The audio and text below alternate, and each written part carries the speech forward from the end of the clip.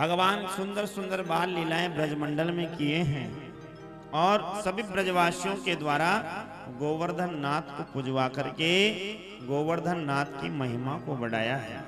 भगवान ने गोवर्धन नाथ के 56 भोग की झांकी लगाई और 56 भोग की झांकी का प्रसाद सभी ब्रजवासियों ने लिया और नारद जी महाराज भी 56 भोग का प्रसाद लेने के लिए पधारे और प्रसाद लेकर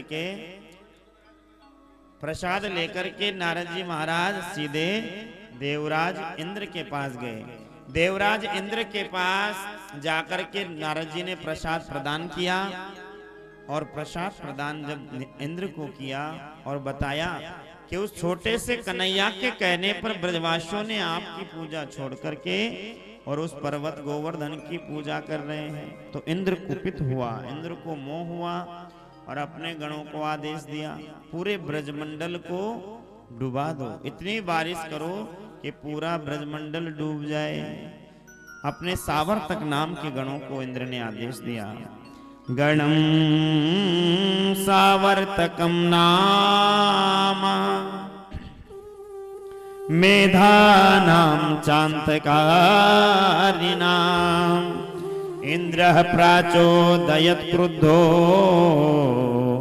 वाक्यं चाहे समान्युता। आज भगवान जब इंद्र ने अपने गणों को भेजा तो इंद्र के गण आकर के भयानक वृष्टि करने लगे।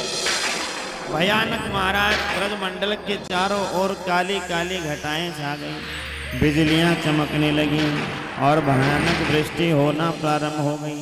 सभी ब्रजवासी घबराए और घबराते घबराते कन्हैया के पास पहुंचे और सभी जाकर कन्हैया से कहने लगे, लाला हमने तेरी बातन में आकर के और यह गोवर्धन पर्वत की पूजा कर ली, अब हमारे देवता इंद्र हमसे रुष्ट है गए, कन्हैया हमारी रक्षा करो।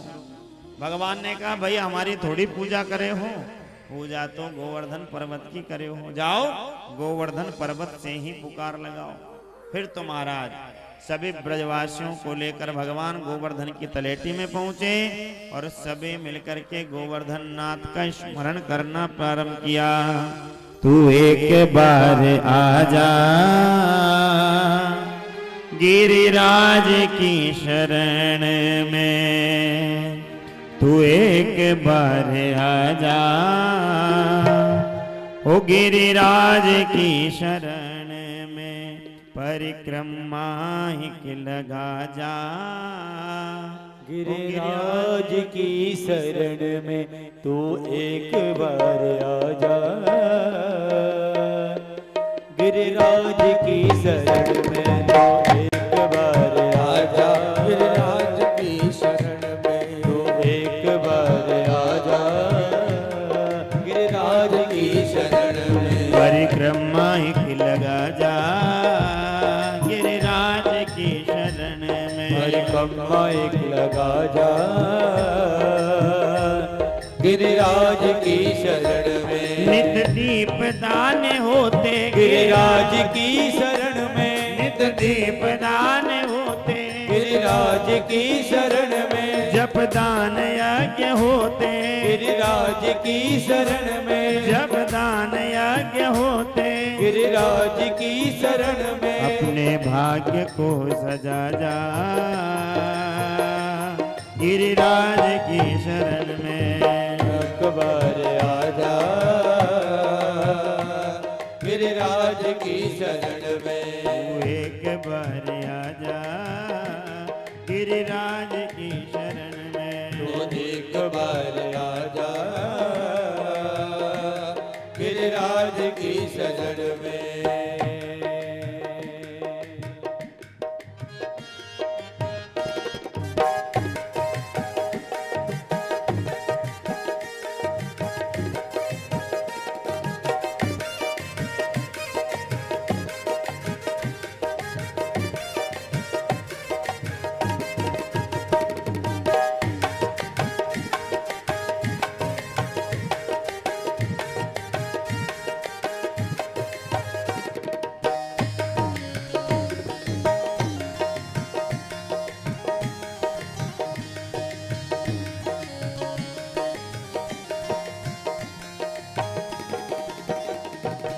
सत्संग नित्य होते गिरिराज की शरण में, सत्संग नित्य होते गिरिराज की शरण में, संतों का संग तू कर ले गिरिराज की शरण में, भक्तों का संग तू कर ले गिरिराज की शरण में, जीवन सफल तू कर ले गिरिराज की शरण में, परिक्रमा एक लगा जा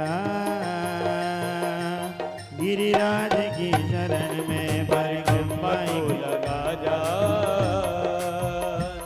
गिरिराज की शरण में, गिरिराज धरण प्रभु तेरी शरण, गिरिराज धरण प्रभु तेरी शरण, प्रभु तेरी शरण लाला तेरी शरण, प्रभु तेरी शरण, गिरिधर तेरी शरण, प्रभु तेरी शरण गोविंद तेरी शरण, प्रभु तेरी शरण, गिरिधर तेरी शरण, गिरिराज धरण हम तेरी शरण, प्रभु तेरी शरण, छोटी सीता की जटिया गली जी कैया गिरवर ने उठायो सा ओ सावेरा, ओ कैया गिरधर ने उठायो सा ओ सावरा, ओ छोटी सीता की जटिया गली जी कैया पर्वत ने उठायो सा ओ सावेरा, ओ कैया पर्वत ने उठायो सा ओ सावरा, ओ सावेरा मारा नटवर नागरिया, ओ सावरा मारा नटवर नागरिया, कैया इंदर मान घटायो सा ओ सावेरा, कैया इंदर मान घटायो सा ओ सावेरा, कैया गिरिवर ने उठायो सा ओ सावेरा, कैया गिरवर ने उठायो सा ओ सावरा, गिरिराज धरण प्रभु तेरी शरण, गिरिराज धरण प्रभु तेरी शरण, प्रभु तेरी शरण गोविंद तेरी शरण, प्रभु तेरी शरण, गोविंद तेरी शरण, गिरिराज धरण प्रभु तेरी शरण, गिरिराज धरण प्रभु तेरी शरण, प्रभु तेरी शरण, ओ प्रभु तेरी शरण, प्रभु तेरी शरण, प्रभु तेरी शरण, प्रभु तेरी शरण। बोलो गिरिराज धरण की गोवर्धननाथ भगवान की जय जय श्री राधे। भगवान और सभी ब्रजवासी मिलकर के जब गोवर्धननाथ का स्मरण करने लगे तो भगवान ने ब्रजवासियों से कहा कि अब बस करो, मेरे देवता ने मुंह को कान में एक बात कह दी।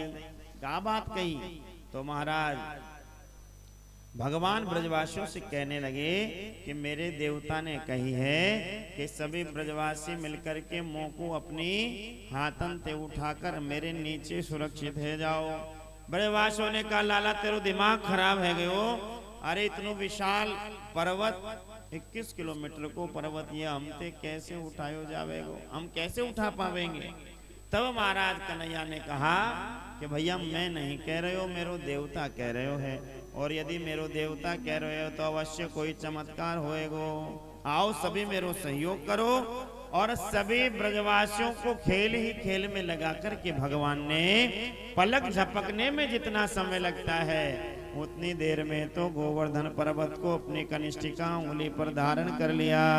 बोलो गिरधारी भगवान की जय। भगवान ने आज गोवर्धन पर्वत को उठाया, सभी ब्रजवासियों को गोवर्धन पर्वत के नीचे सुरक्षित कर लिया। आज सभी कन्हैया की जय जयकार लगा रहे हैं और ब्रजवासी महाराज कोई अपनी लाठी लगा रखा है, कोई सिर लगा रखा है, कोई कंधा लगा रखा है और सभी कन्हैया का सहयोग कर रहे हैं गोवर्धन पर्वत उठाने में।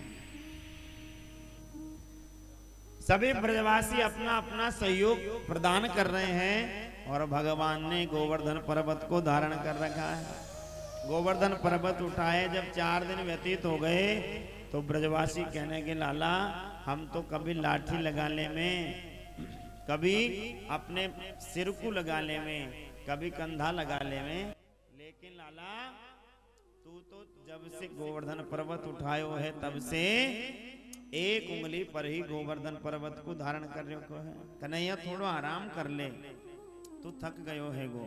ब्रजवासियों ने जब कहा तो कन्हैया ने कहा अच्छा मैं आराम करूंगा तो तुम उठा लोगे या पर्वत को। हाँ तो लाला तू क्या समझ रहे हो है, कहा तूने अकेले ने उठा रखियो है, हम सब ने तो मिलकर के उठायो है। भगवान ने कहा तो ठीक है अब तुम ही संभालो। और भगवान ने थोड़ी सी अपनी उंगली को नीचे किया और चट चट करके सारी लाठियां टूट गई। सभी ब्रजवासी भगवान को पुकारने लगे लाला लाला भैया संभाल संभाल कन्हैया संभाल। भगवान ने पुनः महाराज गोवर्धन पर्वत को धारण किया। 4 दिन व्यतीत हो गए। मैया यशोदा बड़ी चिंतित है, मैया यशोदा बड़ी परेशान है, मेरे लाला को बल कहीं क्षण न हो जाए। मेरे लाला ने इतना विशाल पर्वत उठा रखियो है, मेरे लाला की शक्ति कम ना हो जाए। इसलिए मैया लाला के हाथन पे माखन की मालिश कर रही है, कभी पैरन पे माखन की मालिश कर रही है। 4 दिन जब व्यतीत हो गए, चतुर्थ दिन मैया यशोदा को गर्गाचार्य जी की बात याद आई। गर्गाचार्य जी जब नामकरण संस्कार करने आए तो कह कर के गए थे कि जब भी तुम्हारे लाला का बल क्षीण हो तो इनके सामने वृषभानु नंदिनी राधा रानी को ला करके खड़ो कर दियो। उनको देखते ही इनमें शक्ति प्रकट हो जाएगी, क्योंकि राधा रानी ही इनकी आह्लादिनी शक्ति है। अब तो मैया यशोदा उस भीड़ में राधा रानी को ढूंढने लगी और राधा रानी को ढूंढते ढूंढते वृषभानु जी के पास पहुंची। वृषभानु जी से जाकर के निवेदन किया वृषभानु जी आपकी लाली राधा कहाँ है। वृषभानु जी ने कहा मैया सत्य बता रहा हूँ 4 दिन हो गए मुझे ढूंढते ढूंढते, लेकिन पता नहीं लग रहा कि किशोरी राधा रानी कहाँ चली गई, कहीं नहीं मिल रही। मैया यशोदा ने सोचा कि गर्गाचार्य जी की बात आज सत्य तो नहीं हो गई, कहीं कहीं छुप कर के राधा रानी कन्हैया का बल बढ़ा रही हो। तो मैया यशोदा उसी स्थान पर आ गई जहां कन्हैया एक पत्थर की शिला पर खड़े हैं और शिला के ऊपर खड़े होकर गोवर्धन पर्वत को उठा रखा है। मैया यशोदा ने आकर देखा कि कहीं राधा रानी यहीं तो कहीं छुप नहीं रही। तो मैया यशोदा ने क्या दृश्य देखा, श्री किशोरी जी आज जिस पत्थर के ऊपर कन्हैया खड़े होकर पर्वत उठा रखे हैं उस शिला के पीछे बैठ करके राधा रानी भ्रिकुटी टेढ़ी करके अपने नेत्रों से गोवर्धन पर्वत को निहार रही है और राधा रानी के नेत्रों से प्रकाश पुंज प्रकट हो रहा है और उस प्रकाश पुंज के ऊपर गोवर्धन पर्वत टिका हुआ है। हकीकत में गोवर्धन पर्वत को उठाया तो राधा रानी ने है, भगवान तो केवल उठाने का नाटक कर रहे हैं, भगवान तो केवल लीला कर रहे हैं, उठाया तो किशोरी जी ने है। और इसीलिए जब ब्रजवासियों ने लाला से पूछा कि कन्हैया तुम्हें इतना बल कहाँ से आयो, इतनी शक्ति कहाँ से आई, तो कन्हैया ने झूठ नहीं बोला। कन्हैया ने बिल्कुल सत्य कह दिया ब्रजवासियों से। कछु माखन को बल बढ़ो, कछु गोपन करी सहाय, श्री राधा जू की कृपा सो मैंने गिरवर लियो उठाए। श्री राधा जू की कृपा सो मैंने गिरवर लियो उठाए। भगवान ने स्पष्ट कह दिया कि किशोरी राधा रानी की कृपा से ही मैंने गोवर्धन पर्वत को उठाया है। अब महाराज आज मैया को विश्वास हो गया कि राधा रानी ही कन्हैया की आह्लादनी शक्ति है, राधा रानी से ही कन्हैया में शक्ति का संचार हो रहा है।